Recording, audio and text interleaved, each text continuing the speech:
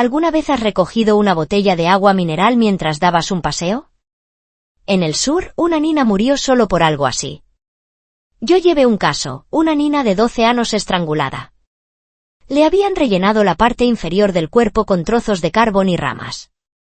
La única pista en la escena era una huella dactilar oscura, entre roja y negra. Pero el cotejo reveló que el propietario de esa huella llevaba un ano muerto. El caso ocurrió en octubre de 2016. Aún hoy recuerdo perfectamente la foto del resumen del expediente. En la ladera trasera del montón de carbón, la nina yacía con los brazos abiertos sobre el carbón, las piernas encogidas, los pantalones tirados a 3 metros, y la parte inferior del cuerpo rellena de ramas y trozos de carbón. Tire los papeles sobre la mesa y llame al instante al equipo técnico local para preguntar si había ADN. Me dijeron que el trozo de carbón con el que le golpearon la cabeza estaba junto al cadáver, pero solo tenía sangre de la propia nina. Aparte de aquella huella, no se recogió ningún otro rastro biológico. Era la huella del pulgar en el lado izquierdo del cuello. Se conservó porque la sangre se mezcló con el polvo de carbón. El informe forense confirmó que el golpe en la cabeza solo la dejó inconsciente. La verdadera causa de la muerte fue asfixia, alguien la dejó fuera de combate y luego la estranguló con la mano, muy probablemente con una sola. La nina era muy delgada, si un adulto estrangulaba con ambas manos, no podría aplicar la fuerza con precisión. Solo usando una mano el pulgar tendría que ejercer una fuerza especialmente grande, incluso dejando marcas de uñas. Y la huella estaba en el lado izquierdo del cuello, lo que demostraba que la mano dominante era la izquierda. Interrumpí al responsable y grité. Esa es la huella del pulgar izquierdo, es zurdo. Toda la oficina levantó la vista hacia mí, nunca me habían visto perder la calma así. El responsable dijo. Sí, es el pulgar izquierdo, pero tardo mucho en decirlo. Yo pensé que no se podía cotejar y que la pista se había cortado. Iba a preguntar más, pero la respuesta de la otra parte me dejó helado. Ya lo habían cotejado. El propietario de la huella se llamaba Adrianin. Pero según nuestros registros, esa persona había muerto hacía un año. La base de datos indicaba que Adrianin había estado detenido por provocar altercados y pelearse, y que había fallecido por enfermedad un año antes. Además, el archivo de sus huellas estaba en una provincia a más de 2000 kilómetros de la escena. ¿Cómo podía ser? La huella de alguien muerto hacía un año aparecía en el cuello de una nina recién asesinada. Me quedé con la mente en blanco. Me puse la chaqueta y salí corriendo con la mochila aún sin cerrar. No noté las piernas flojas hasta bajar las escaleras. Un caso tan raro, sinceramente, no me daba ninguna seguridad. Solo podía confiar en encontrar algo en el lugar. Al amanecer subí al monte de carbón donde ocurrió el crimen. Pero al llegar a la cima me quedé clavado, la escena ya no era una escena. El forense se había llevado el cuerpo. La policía había puesto cinta de precinto, pero no dejó a nadie vigilando. Y tras 2 días y una noche, los mineros volvieron a verter carbón nuevo y enterraron por completo el lugar. Con otros 4 agentes, escarbamos durante mucho rato hasta encontrar la cinta. Al ver la cinta ennegrecida, me soné la nariz y solo me salió polvo de carbón. Empujé al responsable y lo hice caer sobre el montón, le señalé la cara y le solté. ¿Así es como proteges una escena? ¿Dónde está la escena? ¿Te la has comido o qué? Me ardía la nariz y tenía un sabor a hierro en la boca. Por miedo a que me cayera sangre sobre el lugar, me tapé la nariz. En el cielo, las nubes negras se amontonaban.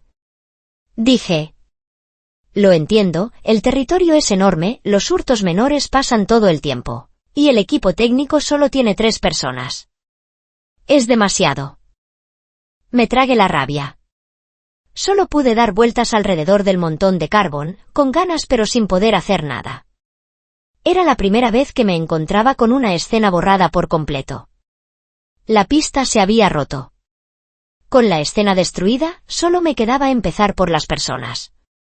La identidad de la víctima ya estaba confirmada, así que decidí ver a sus padres, que se alojaban temporalmente en una casa de huéspedes. Nada más verme, se arrodillaron llorando. Solo tenían a esa hija.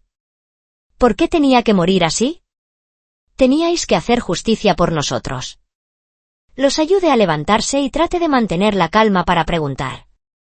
El padre trabajaba en la mina, la madre no tenía empleo, y normalmente llevaba a la nina a recoger chatarra para sacar algo de dinero. El día del crimen, la madre tenía un resfriado leve y la nina salió sola a recoger cosas. A las 10 de la noche aún no había vuelto, la madre se asustó, llamó a gente para buscarla, y buscaron hasta el amanecer sin encontrarla.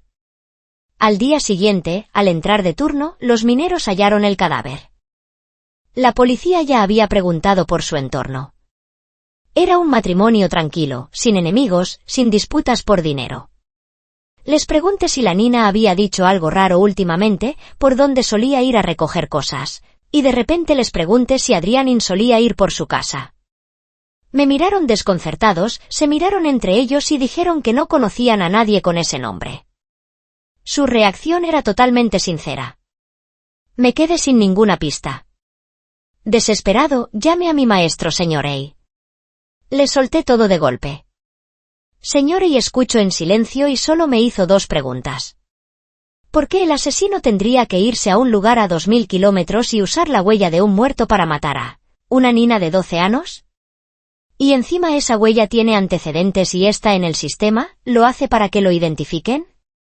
¿Qué gana con eso? Me quedé paralizado.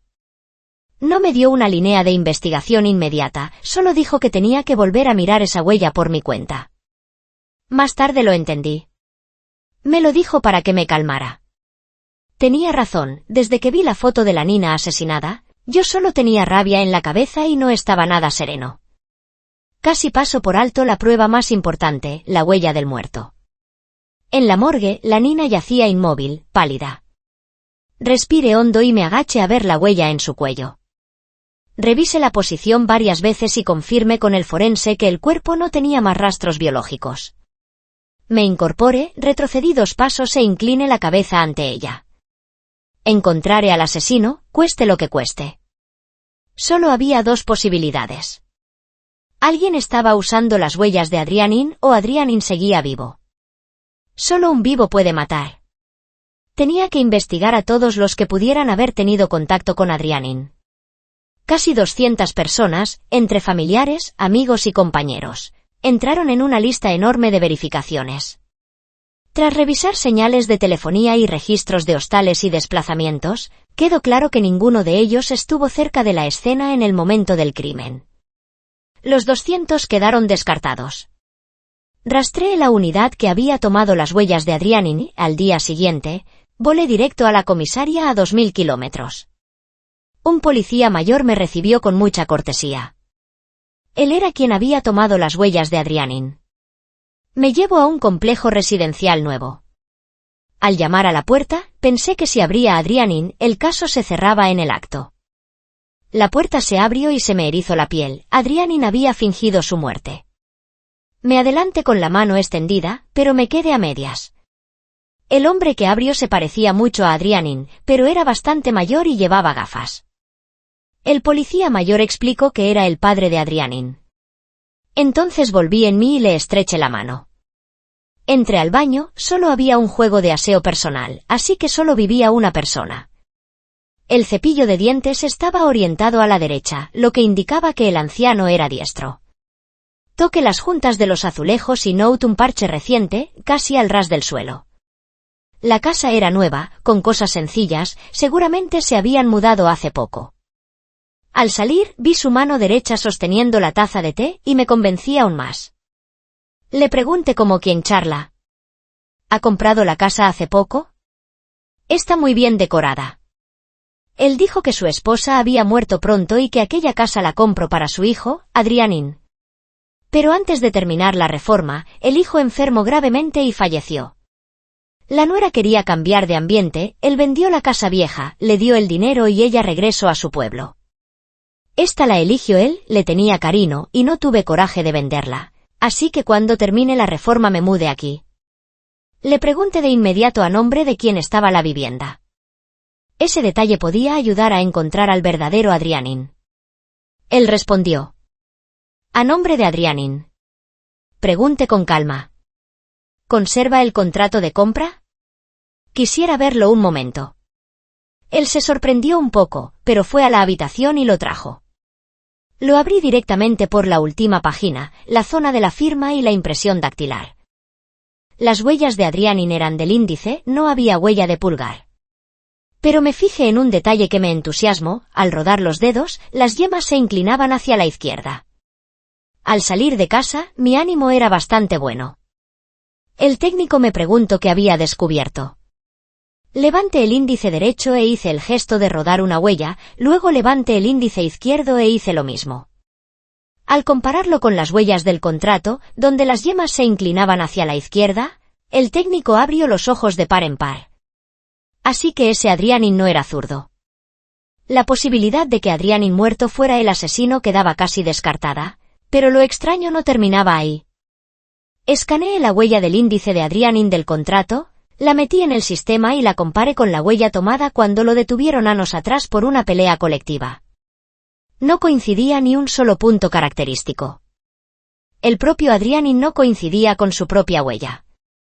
Volví a cargar la huella del contrato en el sistema para buscar en toda la base. En la pantalla apareció un rostro que no se parecía en nada a Adrianin, un hombre llamado Ivan Lee. Mateo Xiang dijo que Ivan Lee era compañero de clase de Adrianin y que, hace más de 10 años, incluso había ayudado a Adrianin en una pelea. Así, ambos quedaron registrados por el antecedente de pelea colectiva, y en aquella ocasión sus huellas se archivaron. Yo reabrí de inmediato el caso de aquel entonces. En aquella época, Adrianin y el líder del grupo rival se habían enamorado de la misma chica. El otro grupo llevó a más de 10 personas para asustar a Adrianin, pero por suerte no hubo lesiones graves y al final ambas partes llegaron a un acuerdo. Me recosté en la silla con un cigarrillo en la boca, escuchando la vieja impresora chirriar mientras sacaba el resultado del cotejo. La noche de hace 10 años fue apareciendo ante mis ojos. Era de madrugada. El policía mayor tuvo que tomar las huellas de más de 20 personas de los dos bandos. Estaba de mal humor por la hora y por la cantidad de gente, y por descuido mezcló las huellas de Adrianin e Ivan Lee. En aquel tiempo, tomar huellas era solo rodar tinta a mano, muy rudimentario. Más tarde se introdujo un sistema especializado, pero las huellas mezcladas se subieron tal cual. Y así, hasta el asesinato de la Nina, la huella que debía ser de Ivan Lee fue reconocida por el sistema como la de Adrianin, ya muerto. En este mundo, cualquier cosa puede pasar. Me quité el cigarrillo de la boca, lo apagué con la suela y con el papel del resultado en la mano, entré de una patada en la sala de descanso del policía mayor. Él estaba sentado apoyado en la cama, moviendo las piernas, con auriculares, no sé qué escuchando. Le arranqué los auriculares y, antes de que reaccionara, le planté el informe en la cara. Usted tomó mal la huella de Adrianin. El policía mayor sostuvo el papel y dijo con la boca abierta. Llevo medio día sin poder decir lo que venía después. La probabilidad de que ocurriera algo así era incluso menor que equivocarse de nombre al escribir un registro familiar a mano. De esas más de 20 personas, 3 volvieron a delinquir después. 2 siguieron metidos en peleas, y otro cometió un intento de violación y dejó a la víctima gravemente herida. Ahora estaba en busca y captura. Ese era Ivan Lee. Tenía que encontrar a Ivan Lee, ese tipo con orden de captura, que ahora podía cargar con otra vida encima. ¿Dónde se escondía?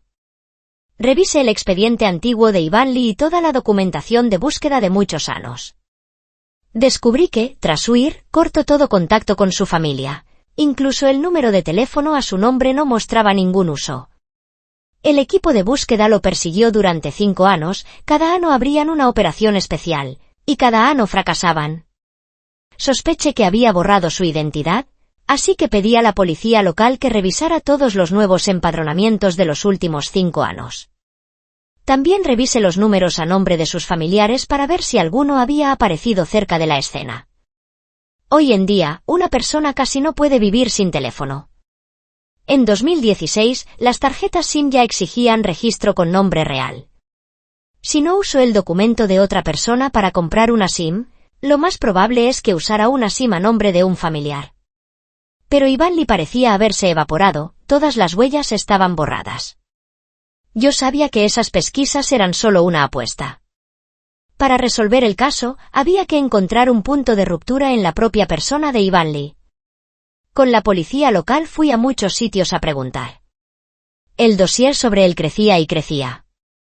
Pasé varias noches leyendo cada página. Poco a poco, en mi cabeza se formó la imagen de un hijo cariñoso y atento llamado Ivan Lee. Su padre murió pronto.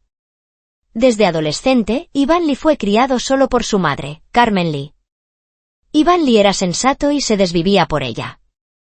Ella vendía desayunos y cada día, él se levantaba antes de amanecer para encender el fuego, hacer recados y empujar el carrito para ayudarla a montar el puesto antes de ir al colegio. En casa siempre se ofrecía a hacer todo.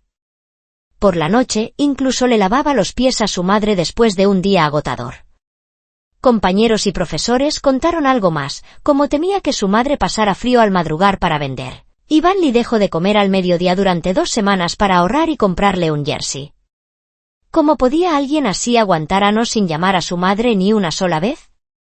La criminalística no es solo evidencia material, también es el corazón humano. Decidí ir a ver a la madre, Carmen Lee. Vivía en un barrio marginal, callejones llenos de basura, perros callejeros sucios corriendo por todas partes. Su puesto de desayunos existía en silencio en medio de aquella suciedad. Pedí un cuenco de leche de soja y me senté en la mesa más alejada, observando en silencio. Carmen Lee estaba delgada, con la piel flácida, el pelo canoso envuelto en un pano, la cara oscurecida y enrojecida por el sol y el viento, y arrugas finas apretadas en la comisura de los ojos.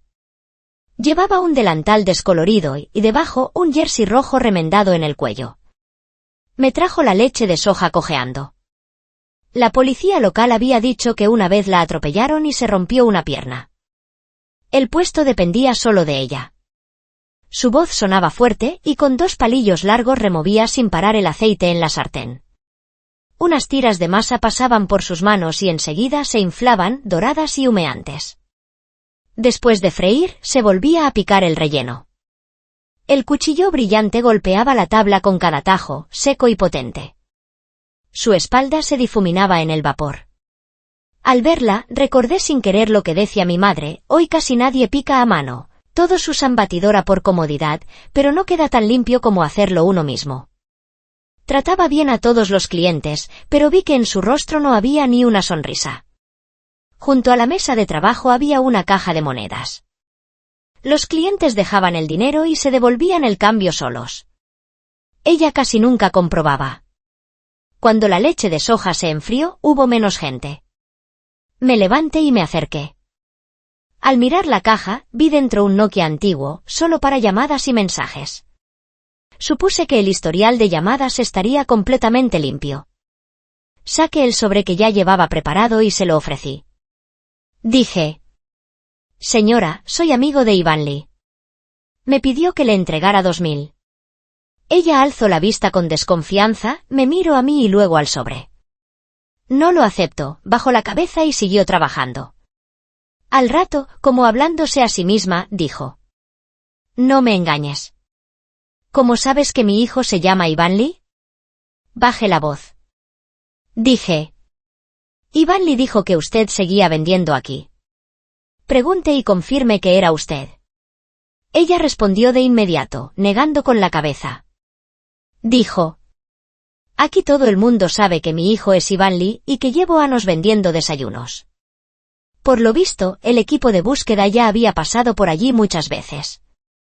Me acerqué aún más y dije en voz baja: «Ivan Lee dijo que coja ese dinero para comprarse un jersey, para que no pase frío». Al oír eso, ella dejó el cuchillo, se secó las manos en el delantal y me apartó a un lado. Después de mirar alrededor y asegurarse de que nadie nos prestaba atención, me preguntó en un susurro: «¿De verdad conoces a Ivan Lee?» Asentí y volví a ofrecerle el sobre. Ella no lo cogió. En cambio, me apretó la mano con fuerza. «Él está fuera, solo, pasándolo mal, y necesita dinero. El dinero que me manda cada mes no me he gastado ni una sola moneda. Lo guardo todo para él, para cuando vuelva y pueda compensar a la gente». Ahí estaba la grieta. Ivan Lee enviaba dinero cada mes, así que era seguro que ella tenía otra cuenta bancaria y que nosotros estábamos buscando por el lado equivocado. pero justo después se me hundió el corazón. No tuve valor para seguir enganándola. Dije deprisa que tenía un asunto urgente y me di la vuelta. Al pasar junto a la caja del cambio, dejé el sobre dentro, como si se me hubiera ido la mano. Ella no pudo alcanzarme. Solo me llamó 2 veces y al final se quedó allí, inmóvil. En realidad, desde el instante en que la vi, ya estaba descolocado. La imagen de mi madre no dejaba de volver una y otra vez, demasiado parecida. Durante el brote de SARS, mi padre se quedó retenido en su unidad y no pudo volver. Mi madre, para sacarnos adelante y sin que yo lo supiera, se levantaba cada día a las 2 de la madrugada para comprar fruta pasada y revenderla. El triciclo de mi madre era igual al de Carmen Lee. Ella también pedaleaba sola, montaba el puesto sola, lo cargaba todo sola. Una vez, al cruzar una carretera sin farolas, estaba tan oscuro que chocó con otro vehículo y se desmayó en el acto. Cuando despertó, le habían dado muchos puntos en la cabeza y un ojo le quedó con el nervio óptico dañado para siempre.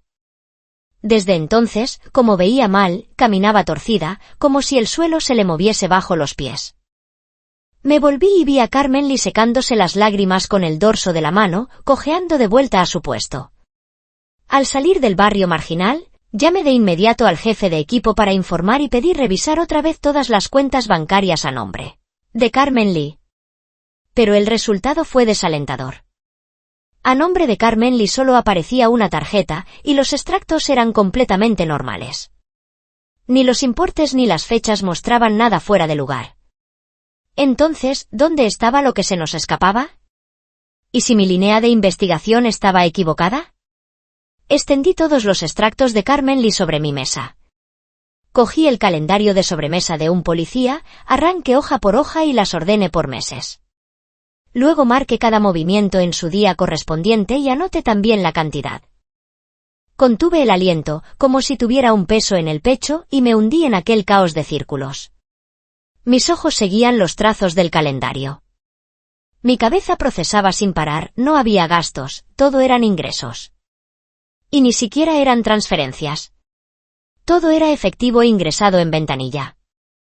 Como no encontré una salida por el método de ingreso, pasé a estudiar la frecuencia.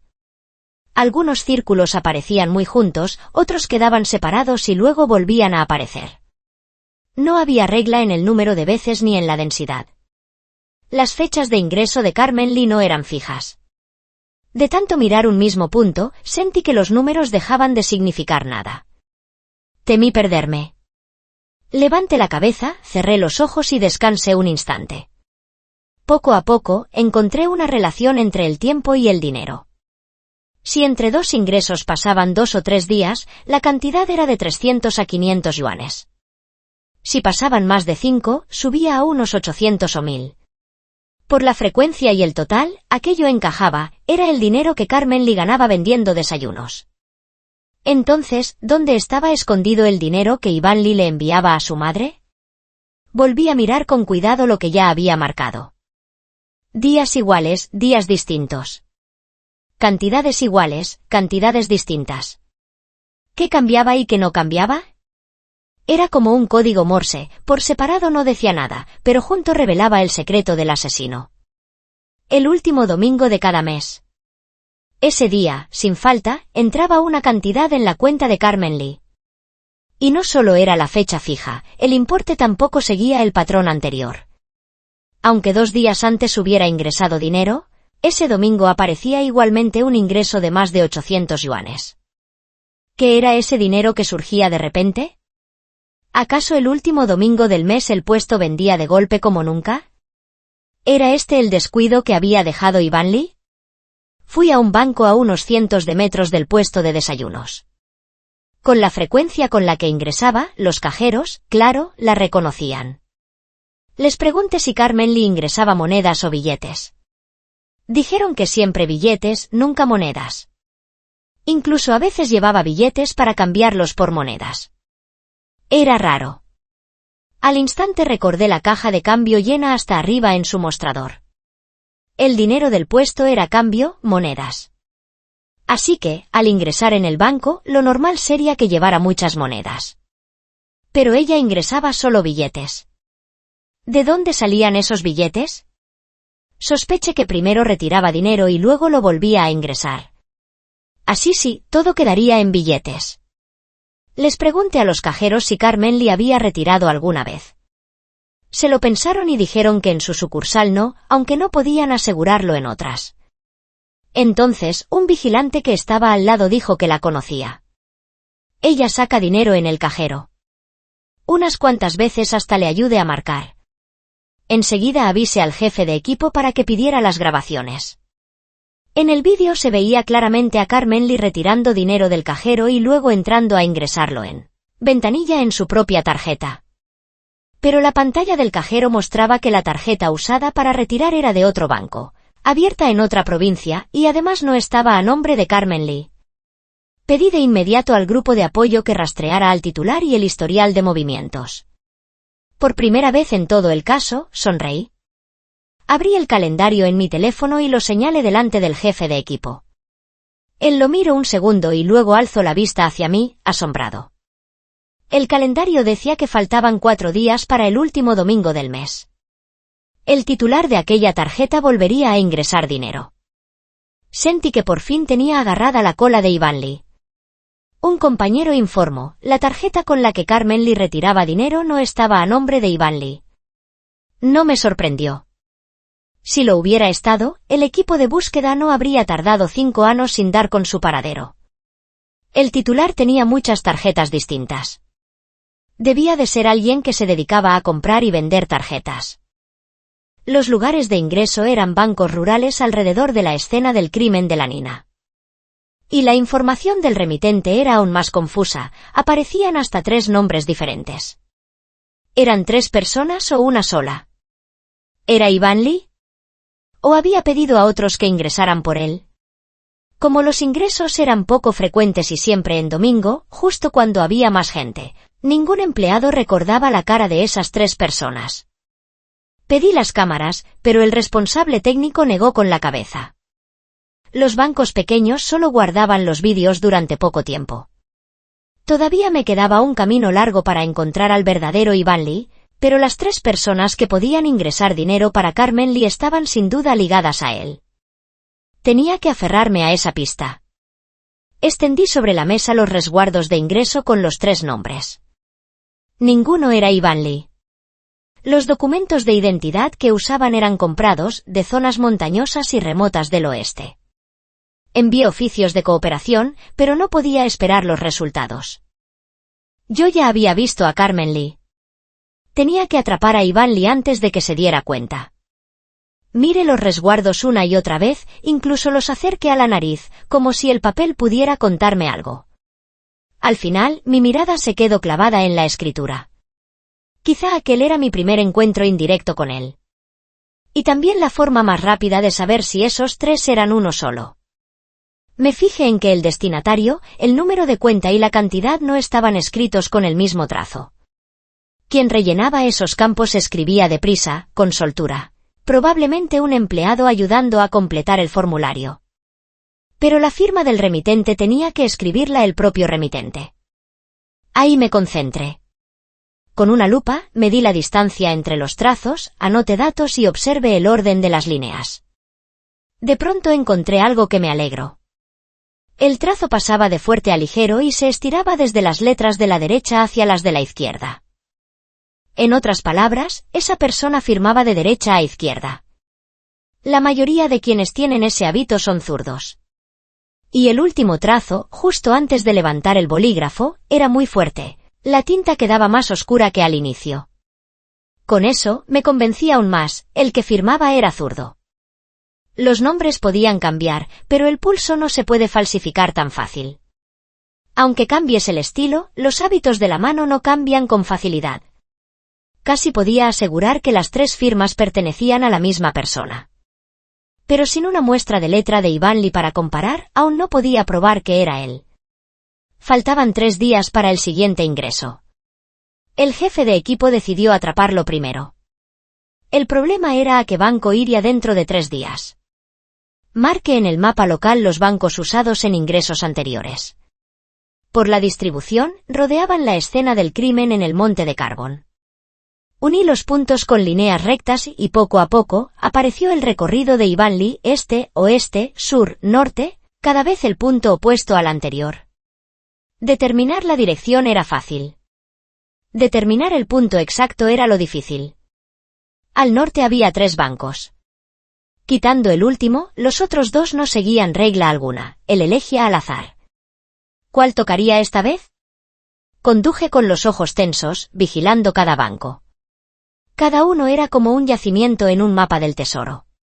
Y detrás de aquel mapa estaba la verdad que llevaba persiguiendo más de 2000 kilómetros. Al final, el jefe de equipo y yo decidimos dividir a la gente para vigilar los 2 bancos del norte. Él me dijo que eligiera uno. Ivan Lee era zurdo, así que yo elegí el banco de la izquierda. A comienzos de primavera aún hacía frío. Me encogí en el asiento trasero, envuelto en el abrigo acolchado, sin fumar, sin mirar el teléfono. Repasé el caso una y otra vez, por miedo a que algo se me escapara. Ni con los ojos cerrados me atrevía a dormir. Durante esos 2 días, lo que más me taladraba era que yo había engañado a una madre que echaba de menos a su hijo para obtener una pista. Me dolía, pero no podía arrepentirme. Tenía que estar a la altura de aquel matrimonio que se arrodilló ante mí en la casa de huéspedes, suplicando justicia para su hija de 12 años. Solo quería preguntarles a los culpables si alguna vez pensaron en los suyos. Antes de volver a la escena para atrapar a Ivan Lee, pasé por el puesto de desayunos de su madre por última vez. Fui solo. Duré mucho dudando. Solo me atreví a quedarme dentro del coche, a distancia, sin acercarme a verla. Iba a detener a su hijo. La razón me decía que no debía aparecer ahora. Me daba miedo no controlar lo que sentía y echar a perder el esfuerzo de todo el equipo. Pero otra voz dentro de mí no dejaba de golpear. La pista que me llevo hasta Ivan Lee la conseguí mintiendo. Engaña a una madre que lo esperaba día tras día. Carmen Lee parecía más alegre que la última vez. Coloco con suavidad un plato de bollos al vapor y dejo sobre la mesa el aceite y la papilla con churros. Con los palillos largos saludaba a los conocidos. Los clientes dejaban el dinero en la caja y ella alzaba la vista para dar las gracias. Tenía esperanza, gracias a las noticias que yo le había llevado. Al ver su silueta atareada junto a la sartén de aceite hirviendo, aspiré con fuerza para que no se me cayeran las lágrimas. El cielo aclaraba, una luz fina empujaba hacia atrás la oscuridad. Arranqué el coche, pasé despacio frente al puesto y luego pise el acelerador. Tenía que ir a atrapar a Ivan Lee. La mañana del domingo, frente al Banco del Norte, cerca de la escena del crimen, había 2 coches y 8 hombres. Levanté la cabeza, aún mareado, y me quedé mirando fijamente la puerta. 2 días seguidos no había cambiado de turno, no me había lavado la cara, no me había cepillado los dientes, no me había afeitado. Cada día solo comí 2 bollos al vapor. Por la mañana iba al baño una vez. Bebí tan poca agua que tenía los labios agrietados y la garganta ardiendo. Solo quería ver con mis propios ojos el instante en que Ivan Lee cayera. El jefe de equipo ya lo había acordado con los empleados del banco. En cuanto vieran a alguien ingresar dinero en la cuenta de Carmen Lee, el cajero se taparía la frente con la mano como señal. En cuanto se abrió la puerta, la gente entró en tromba al banco. Por la radio se oyó la voz del equipo técnico. Hay demasiada gente, la cámara no ve bien. El equipo técnico tenía una foto de Ivan Lee y podía identificarlo allí mismo, pero ninguno imaginó tanta multitud. Sin la señal del cajero, nadie se atrevió a actuar a ciegas. Un vagabundo bajo, pero fibroso, también se abrió paso entre la multitud. Llevaba el pelo largo, enmarañado, tapándole casi toda la cara. Su ropa estaba tan sucia que no se distinguía el color.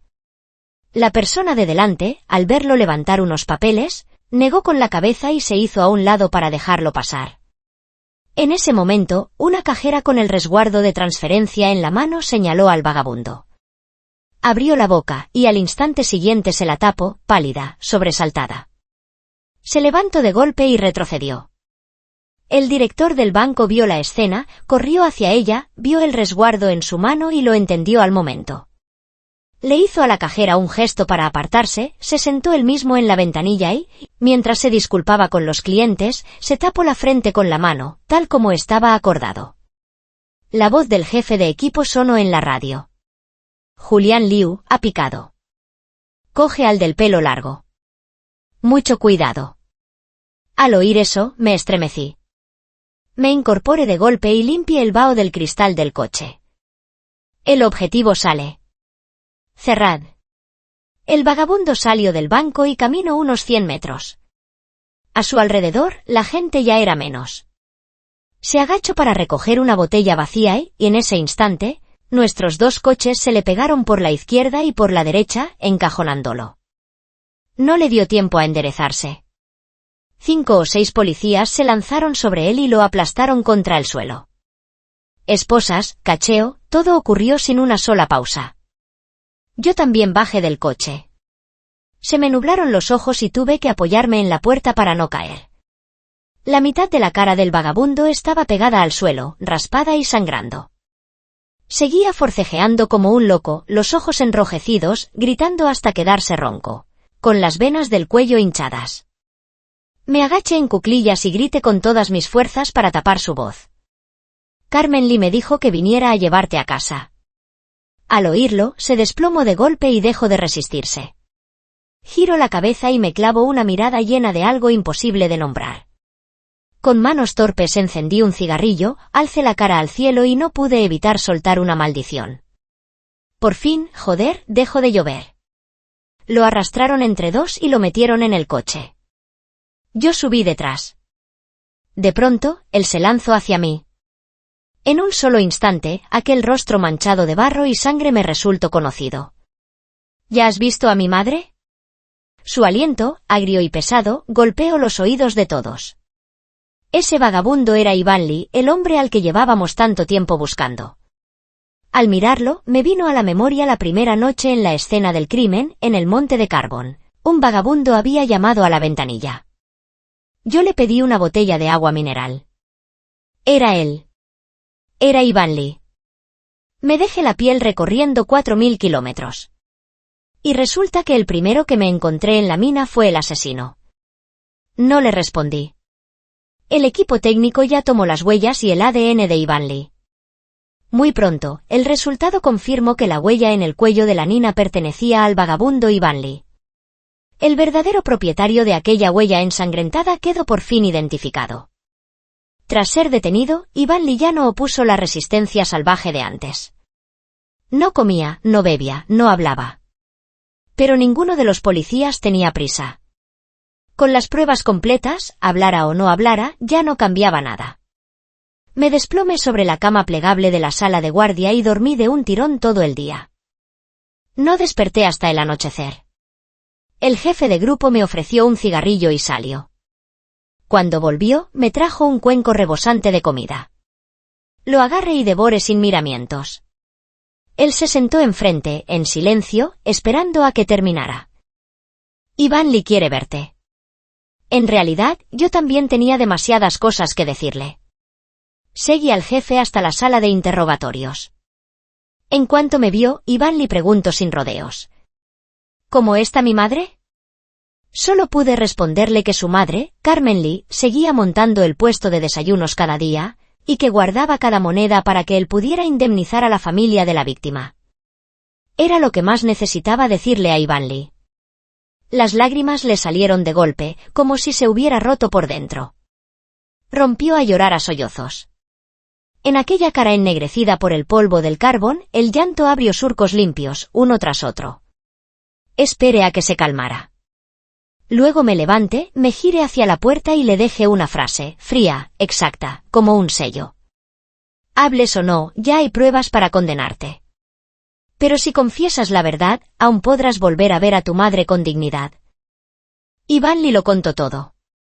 El primer caso de aquel entonces no fue una violación frustrada. Él no era capaz de eso, en absoluto. La persona a la que dejó herida fue su propia novia. Desde la pubertad, Ivan Lee se dio cuenta de que era distinto a los demás. Evitaba cualquier cosa relacionada con el sexo. Su novia descubrió su impotencia y quiso dejarlo. Ivan Lee no lo aceptó. La esperó cuando salió de un turno de noche, la arrastró a un lugar apartado y se empeñó en demostrar que no le pasaba nada. Pero cuanto más lo intentaba, más inútil era. Ella logró zafarse y lo insultó, llamándolo un hombre incapaz. Iván Lee enloqueció. Le agarró del pelo y le estrelló la cabeza contra el suelo con tanta fuerza que le provocó una hemorragia cerebral. Le dejó secuelas para toda la vida. Cuando volvió a casa, se arrodilló ante su madre, Carmen Lee. Le dijo que había provocado un desastre, que tenía que huir. Su madre pensó que se había metido otra vez en una pelea y le dio dinero para compensar.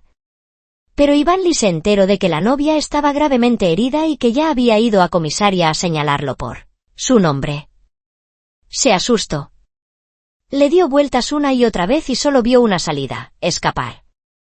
Huyó hasta una mina de carbón a más de 2000 kilómetros.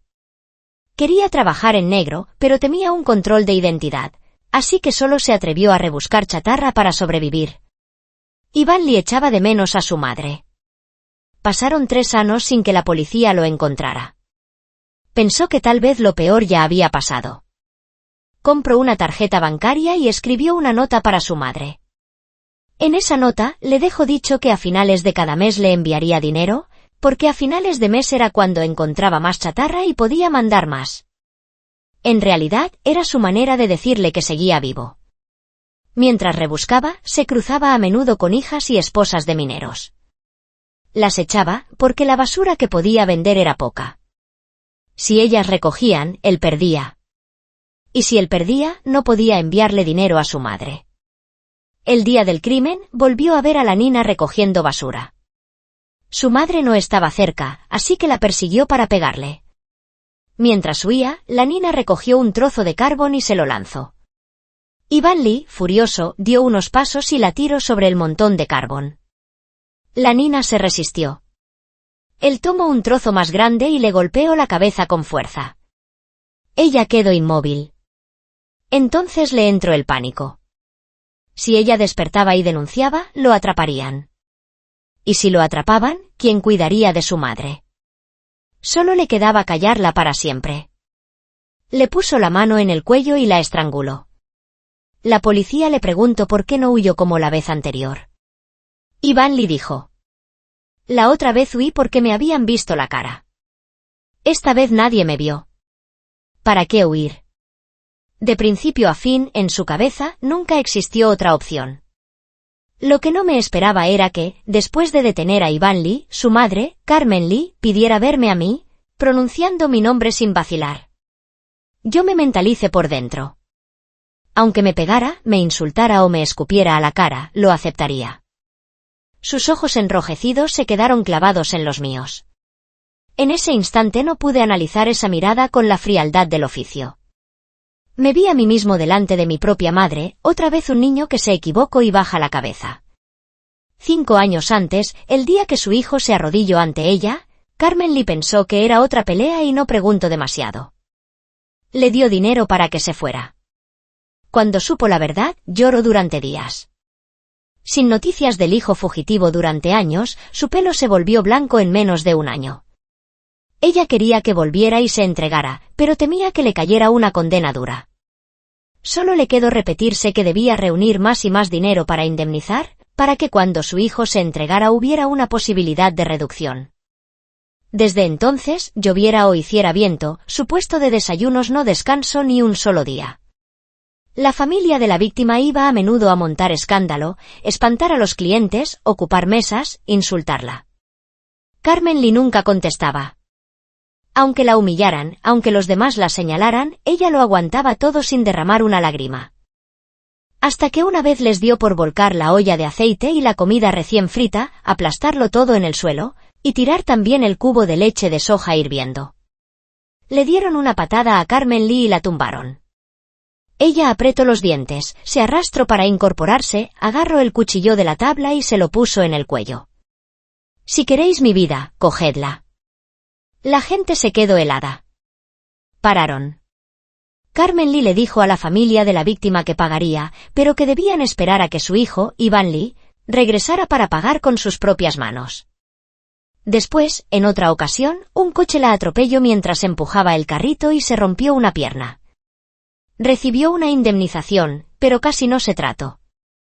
Se quedó coja porque quería guardar ese dinero para la compensación de su hijo. Hace 2 años recibió un paquete. Dentro estaban la tarjeta bancaria y una nota de Ivan Lee. No sabía dónde estaba, pero saber que seguía vivo la hizo feliz durante días. La tarjeta venía a nombre de un desconocido. Ella temía que esa persona se llevara todo el dinero que su hijo enviaba. Por eso, cada vez que entraba dinero, lo sacaba al momento, lo juntaba con lo que ganaba en el puesto y lo ingresaba en su propia cuenta. En su cabeza solo existía una meta: reunir lo suficiente para que su hijo pudiera entregarse. Le pregunté si aquel día de verdad me creyó cuando dije que era amigo de Ivan Lee. Carmen Lee solo dijo que yo no me parecía a los policías que había visto antes. Ella quería saber cómo estaba su hijo y quería que su hijo entendiera su corazón. Porque durante años, fuera de aquel paquete, entre ellos solo existían los ingresos mensuales. Cuando me vio ofrecer el sobre, pensó que yo era un amigo de su hijo. Y por eso respondió a todo lo que le pregunté. ¿No me reprochas nada? Carmen Lee se atragantó un instante. Si tengo que reprochar algo, te reprocho que no lo atrapases antes. Yo aparté la cara de inmediato. Ya no me atrevía a mirarla. El día que detuvieron a Ivan Lee, Carmen Lee no recibió el ingreso que llegaba siempre. Se quedó plantada ante el cajero, viendo pasar los segundos hasta que se agotó el tiempo. La tarjeta quedó retenida por la máquina. Dentro de Carmen Lee algo cayó como una roca. Ella lo entendió con claridad: al otro lado de ese cajero, su hijo, el fugitivo Ivan Lee, había sido capturado. Nadie conoce la espera como ella. Pero esta vez, temía que ni siquiera esperar le quedara. Se dio la vuelta y fue a la ventanilla del banco para retirar todo su dinero. Sus manos, enrojecidas por el frío, me agarraron con fuerza. Sus labios, secos y agrietados, temblaban mientras contenía las lágrimas. ¿Cuándo podrá volver a casa, hijo? En sus ojos vi una luz a punto de apagarse. Y no supe qué contestar. De pronto, Carmen Lee se arrodilló ante mí, sin aviso, igual que aquel matrimonio de mineros años atrás. Me quedé clavado. Ella levantó una bolsa de tela que había dejado en el suelo y la abrió. Dentro había billetes de 100 apilados. Eran años de ahorro, años de esperanza. Quizás no sea suficiente. Puedo seguir trabajando y reunir más. Solo necesito que vuelva a casa un poco antes. Con el dorso de su mano, áspera y curtida, se secó las lágrimas. Luego volvió a aferrarse a mí con ambas manos, como si se agarrara a lo último que le quedaba. Yo giré la cara. No me atrevía a mirarla a los ojos. Tomé 2 respiraciones profundas y obligué a mi voz a mantenerse serena. Tía, no puedo asegurarte cuándo podrá volver, porque Ivan Lee cometió un delito más grave. Igual que aquel día tuve que decirle a mi abuela la verdad, que sus ojos empeorarían y no había remedio. No sé si algún día me arrepentiré de este momento, pero no puedo seguir engañándote. Cumplí mi promesa y conseguí que Ivan Lee viera a su madre. Carmen Lee. Ivan Lee apareció con esposas y grilletes en los tobillos. Cuando su mirada se encontró con la de su madre, no dijo nada. Se le aflojaron las piernas, como si fuera a caer de rodillas. Pero en cuanto se movió, los agentes armados de detrás lo sujetaron. Carmen Lee se vino abajo. Intento meter la mano entre los barrotes para tocar la cara de su hijo. La policía y yo nos colocamos delante. Carmen Lee cerró el puño y quiso abalanzarse contra nosotros. Se apoyó en mi hombro, con la voz rota de tanto llorar. Quizás por puro agotamiento, sus manos, que apretaban con tanta fuerza, se aflojaron. Parecía que todo el cuerpo se le vaciaba. Solo le quedó esa mirada suplicante, clavada en mí. Yo mantuve la cara tensa y negué despacio con la cabeza.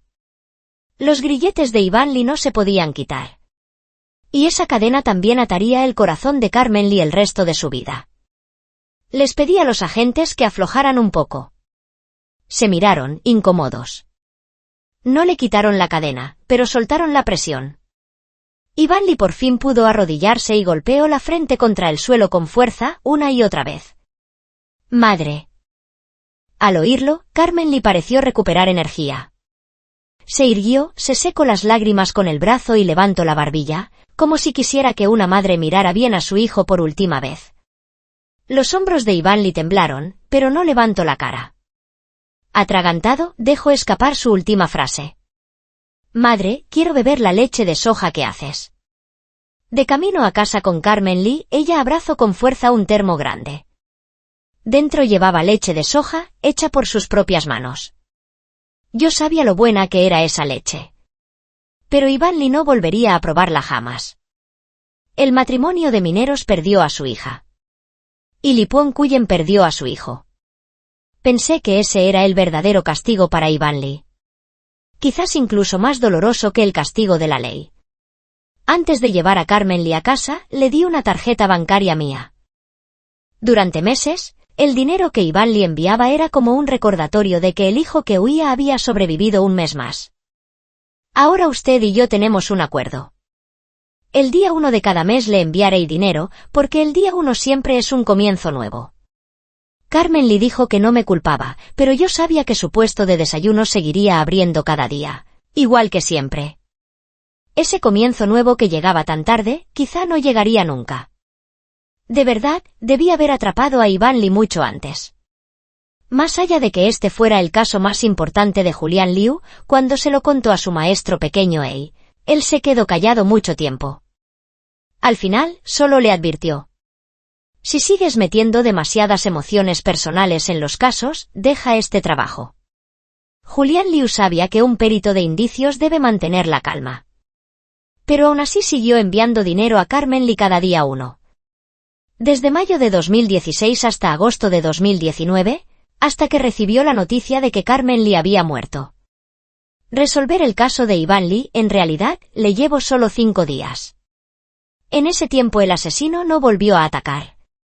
Pero para la víctima, y para Carmen Lee, cuanto mejor habría sido que ese crimen nunca hubiera ocurrido.